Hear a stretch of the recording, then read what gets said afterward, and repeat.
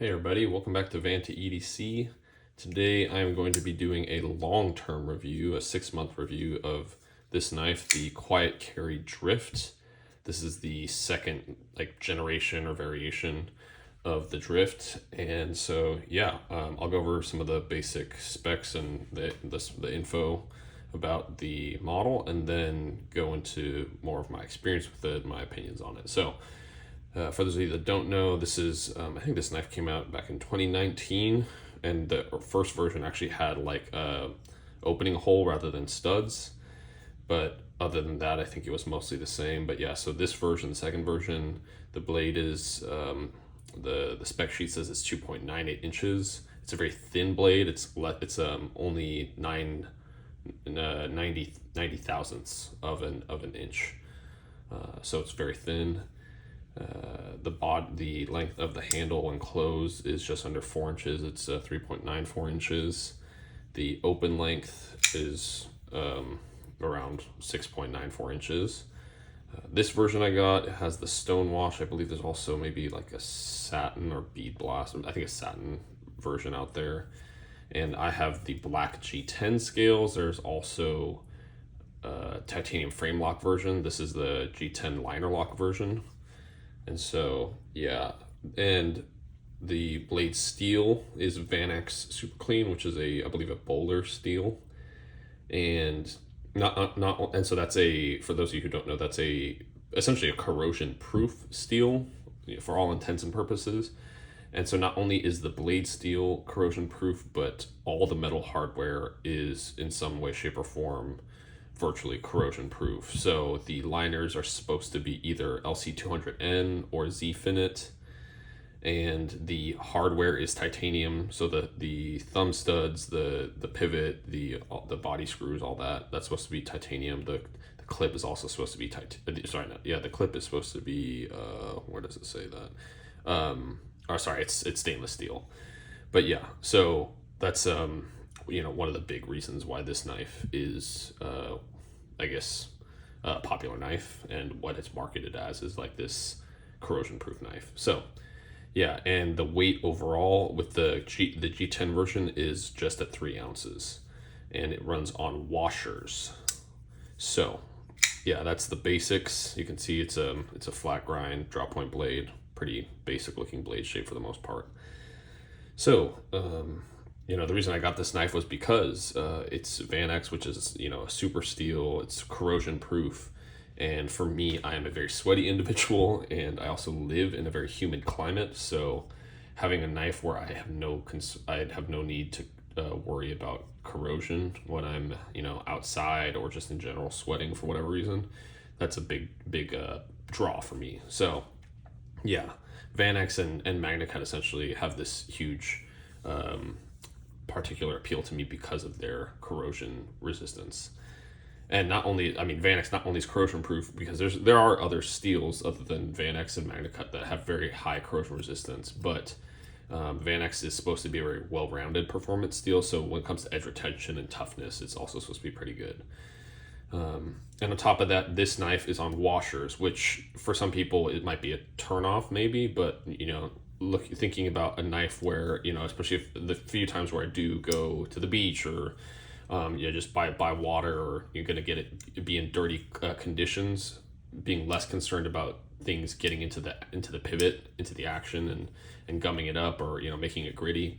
That's another big positive for me about this knife. So, and then just another reason is there's so many really great reviews about just how good of an overall EDC knife this is. And so yeah, I figured it checked enough boxes for me that it was worth getting. So I got it back in March, and now it's September. So I've had it for 6 months. So my overall experience with it, I will say it's kind of funny because, aside from the initial impressions of like literally, first getting it in the mail and enjoying it and appreciating it for what it was, within probably a month, I can't remember exactly, but within a month, it kind of became something that I wasn't enjoying so much. I could still appreciate it for what it was, but I didn't enjoy as much because because of the edge and because of the action. And so I got this technically secondhand, but the person I got it from said they never carried or cut with it. I don't think that's true, because in reality, like, the sharpness of that edge when I got it was really not great. And on top of that, I mean, it being on washers, it hadn't been worn in very much at all, and so it was gritty, or not gritty. I guess it was tight enough, or there was enough friction in the pivot such that you could pretty easily fail the deployment, whether that was with the thumb flick or the reverse flick. And so that was something that kind of made it something that I didn't enjoy carrying, but more so carried just because of how the utility of it, all the things that I've mentioned to this point. So it kind of sat around, and I only carried it when I thought it would be like worth carrying, so to speak. But then I finally got around to disassembling the knife and polishing the washers, and I also got a sharpening system in like sometime after that period of time. And so I completely reprofiled the edge to 17.5 degrees, and I polished the washers, and now this is a knife that I basically can't fail to flick, and it is super smooth. It still doesn't feel the way a knife on bearings typically feels, but it is very smooth. I can see if you can hear the action. So it's probably a marginal audio, if any, but it's just, that's all that to say. It's like, it's not gritty. It feels like there's very little friction in the pivot, and so it's very easy to deploy this knife. Thumb flick or reverse flick. And so ever since I did that, ever since I sharpened it, and ever since I polished the washers, it's kind of taken on a whole new, it kind of feels like a whole new knife almost, in all reality, for me, because it's like so smooth to deploy and fidget with. It's very slicey because of the blade stock and me reprofiling the edge. And so now that I've done those two major modifications, if you want to call them that, this is a knife that for me is like my go-to secondary carry, especially if I'm carrying like a knife that is more of a light cutting, light EDC sort of knife, like maybe like my Hyphen or my Null Voodoo or something I don't want to like really beat the edge up on. And so this is something that I will carry as a secondary carry because it's small and lightweight, and it's a good hard user for its size, at least. And or it's good for like when I'm wearing gym shorts or something like that, because it's still like, it was one of the lighter knives that I have. And so I think it's been great for that for me. And I just have no concern, basically, because a lot of my knives not a lot of my knives, but some of my knives, there's different levels of like, I should make sure to get excess moisture off, or food residue, or freaking like, what is it, mandarin orange residue off the blade. But with this knife, I've no concern about babying it and making sure that it stays perfectly clean all the time. Obviously, I do try to clean it, but I just don't feel the need to do it as quickly or as often, basically. So like I've even done a little bit of food prep with it, and it's usable for that. The only downside to it is just it's a short blade, so you don't get the same utility as you get with longer blades.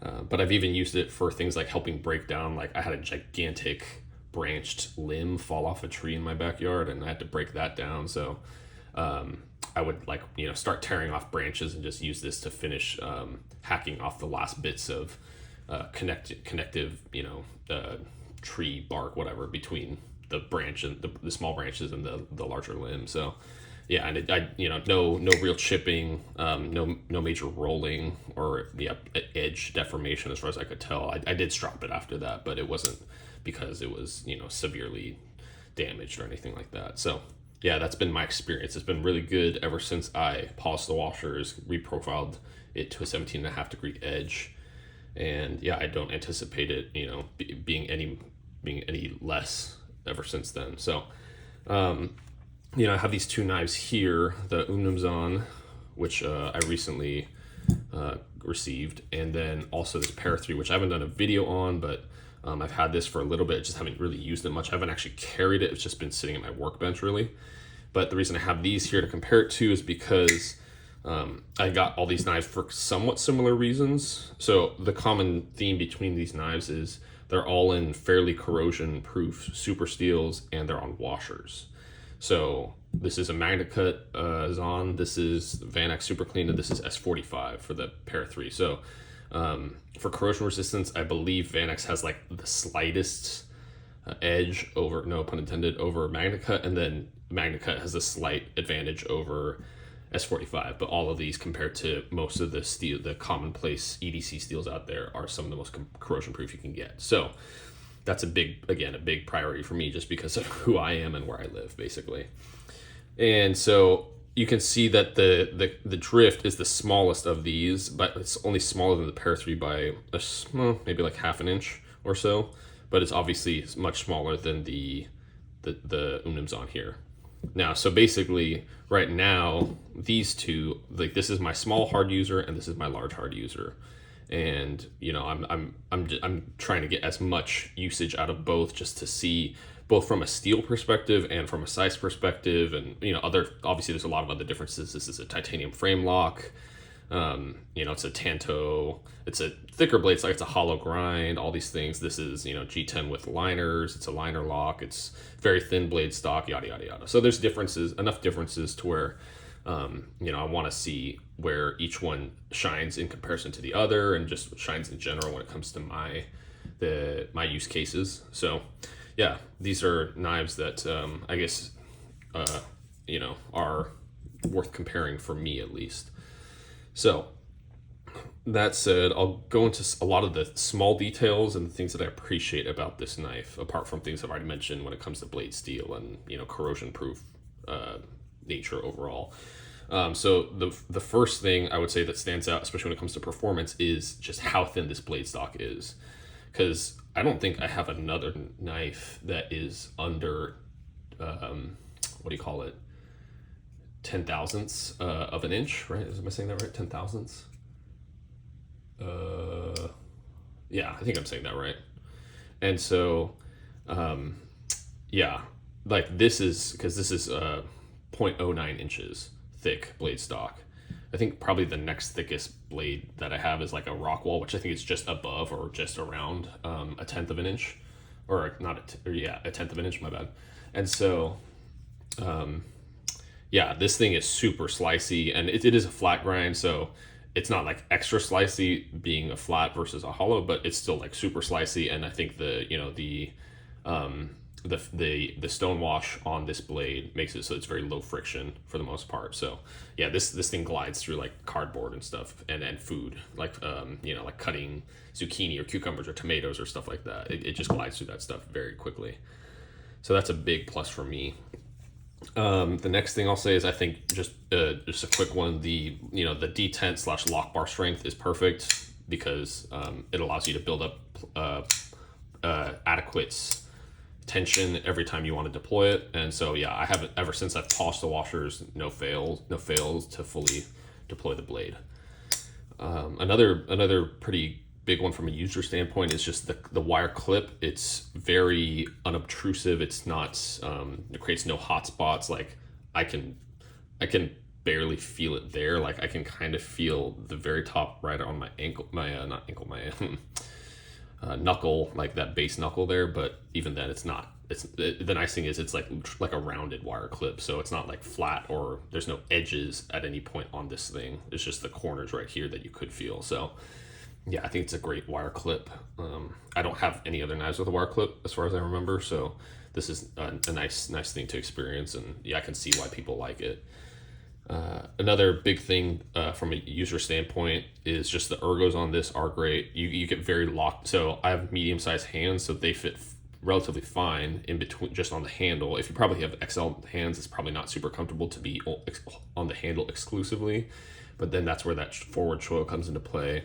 And even for me, it's very comfortable to get up on here. Like it feels very natural in the palm, gripping very tightly if I'm choking up there, and right here, like the curvature along the spine of the handle is just very naturally sits inside my palm right there. So it's a very comfortable knife to grip tightly to, and to feel locked in on, feel very secure as you're holding it. Another small detail that I appreciate, you can't see, it's not evident from the outside, but this is actually a captive D pivot internally, and so that's great because then you don't need two drivers to disassemble or reassemble when you're dealing with the pivot. So, and then on top of that with the pivot, this is more superficial, but I just like this. I don't know if it's milled, if the appearance of has this like refraction effect on the pivot there. So I guess like there are, I guess there's like very, very, not microscopic, but very, very tiny concentric circles that are evident on the show side of the pivot there. So yeah, another small detail that I appreciate is just that all the external hardware at least is T8. I think there's a lot of internal hardware that's not visible when you have the scales on. So I can't remember because I'm only taking this down once and it was a while ago. But yeah, the fact that this is all T8 from the outside makes it really convenient.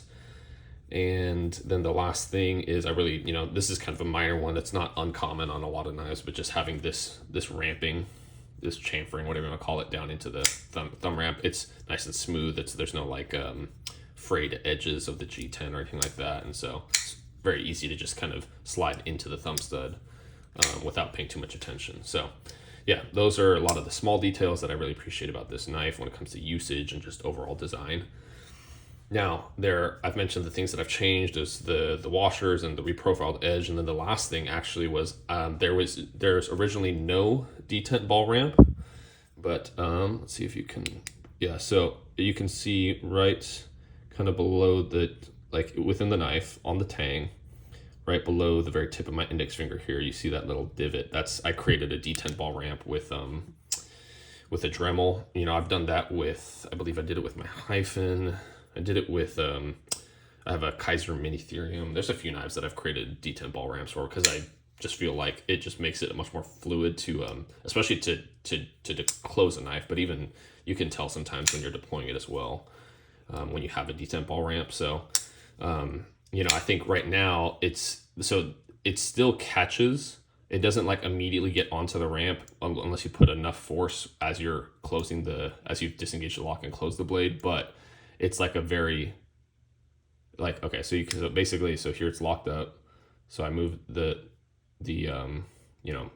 move the liner over enough to where the liner disengages from the tang, and now this is where the tang of the blade hits the detent ball, and then so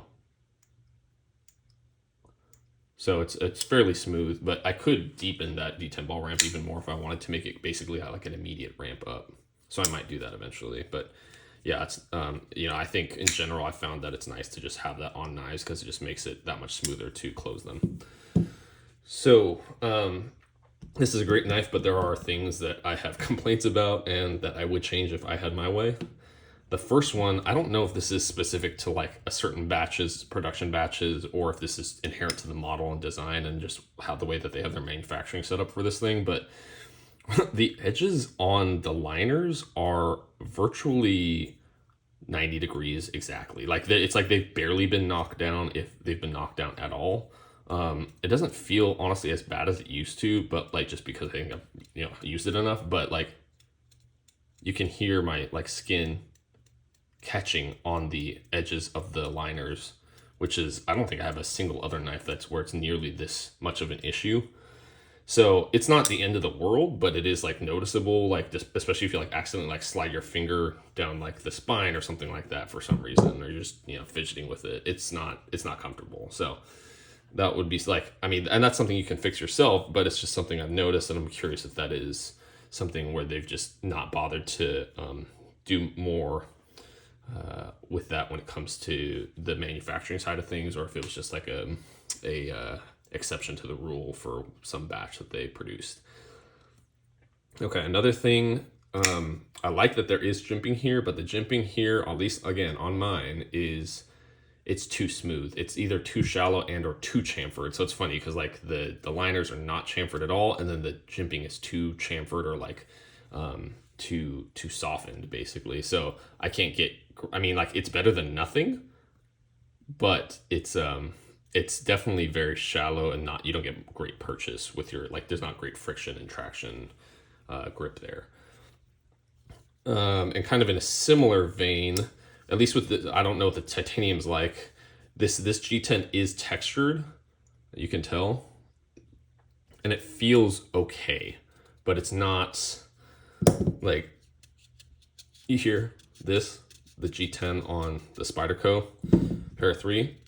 This, and I'm sure the traction here would wear down over time, probably to some degree, but this has kind of been this smooth from the get-go. It's not been very grippy, I would say. So you could argue that's a preference thing, but if you're going to make textured G10, presumably you're doing that to add, increase friction, add traction. So I think that could be changed. Maybe just make it like actually a wider pattern rather than this tight of a pattern, and I think that can make a difference. But anyway, let's see other things that I dislike / would change. Now on this particular variant with the second generation, where it's like this 3-inch blade and whatnot, I think I love the finger choil, but I think the finger choil takes too much out of the cutting length, which, having more cutting edge length, I'm growing more and more aware and appreciative of having enough or more like adequate cutting edge length. And so even though this is comfortable and it's nice to be able to choke up, in some ways I would argue there's less need of a choil on a 3-inch knife than there is on, say, like a 3.5-inch knife. I'm sure some people have different opinions on that, but I think it'd be great. Like a compromise would be changing the profile of the handle and the bringing the choil of the blade down, such that if you guys know the Oz machine company Roosevelt, I love the way that they maximize the real estate of the 3-inch blade, where essentially the finger choil starts at the very beginning of the cutting edge. And it's the finger choil is a product of basically it's exclusively part of the scales, the handle, and it's not part of the blade itself. So it basically kind of meeting in the middle between these two choils, just having one choil here, I think would be fantastic. But that's that's definitely a preference thing. Some people don't care that much at all. If you guys So yeah, another thing that I think is a really big downside to this is disassembling this is a huge pain. And I think that's probably in particular with the liner lock version, rather than if you had the titanium frame lock, it's probably a lot simpler because there's not 4 layers or 5 layers if you include the blade of stuff. It would just be 2 slabs of titanium and then the blade. But yeah, this liner lock version is a pain to disassemble. There's a gajillion parts, and you have to remember which pins go where, which screws go where, different depth, thread depths and whatever. So if you're going to disassemble that, just be forewarned. It's not easy. It's not quick. There's a lot of parts, so be careful. Yeah, one thing is I do appreciate that the overall branding on this knife is minimalistic. There's only 2 areas where there's text, and it's both on the flat on either side of the blade. Now, I think it would have looked a lot better if they put it at the base of the blade, or right here when it's open, and that wouldn't even be visible when it's closed. But I'm sure that's probably something that the company wants to be visible when it is closed, so that people can see who made this knife, basically. So that is what it is. Yeah, I mean, so the last thing that quote unquote I would change, so all those things that I have complaints about, obviously I would change towards the the obvious improvement direction.